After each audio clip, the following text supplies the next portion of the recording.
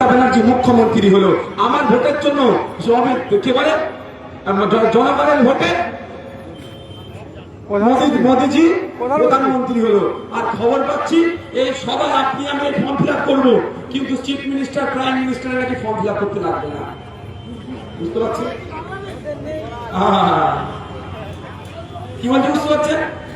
আপনার ভোট নিয়ে মুখ্যমন্ত্রী, আপনার ভোট নিয়ে প্রধানমন্ত্রী, আপনাকে আপনি বৈধ ভোটার না অবৈধ ভোটার প্রমাণ আপনাকে করতে হচ্ছে, কিন্তু আপনার ভোট নিয়ে যারা হলো সে বৈধ কি অবৈধ তার প্রমাণ করা যাবে না।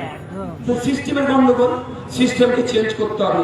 আপনারা সিস্টেম ওদেরকে নিয়ে এসেছেন, আপনি চাইছেন আম খাওয়া আম, আর গাছ লাগাচ্ছেন তেঁতুল গাছ, আম পাবেন ভাই? আপনি চাইছেন ভালো সিস্টেম, সরকারি হসপিটালে যাব পুরো ট্রিটমেন্ট করবো, প্রাইভেট স্কুল নয় সরকারি স্কুলে যাব ভালো পড়াশোনা পাবো। তাহলে কি হবে? তার জন্য কি করতে হবে? সিস্টেমটা ভালো করতে হবে। ভালো করার সিস্টেম প্রতি 5 বছর ছাড়া ছাড়া আপনাদের হাতে আসে।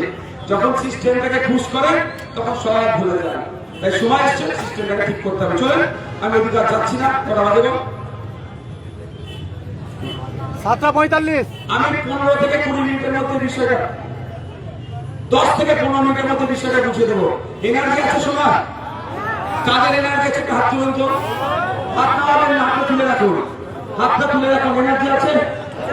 এনার্জি আছে তো? আছে? এনার্জি আছে?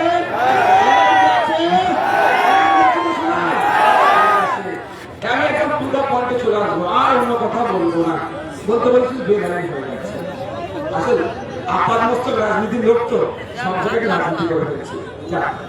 আপনাদের বাড়িতে 2টি করে এখন ফর্ম এসেছে। প্রথম কাজ হবে কি, আপনাদের কি বললাম, এই ফর্মটাকে আমি 4টে পার্টে ভাগ করেছি। কেন 4টে পার্টে ভাগ করেছি? কেন 4টে পার্টে ভাগ করেছি? আপনারা সহজে বুঝতে পারবে, আর নিজের বাড়িতে আপনারা ফর্ম ফিল আপ করতে পারবেন, কারো দরকার নেই। ফর্মটা আপনাদের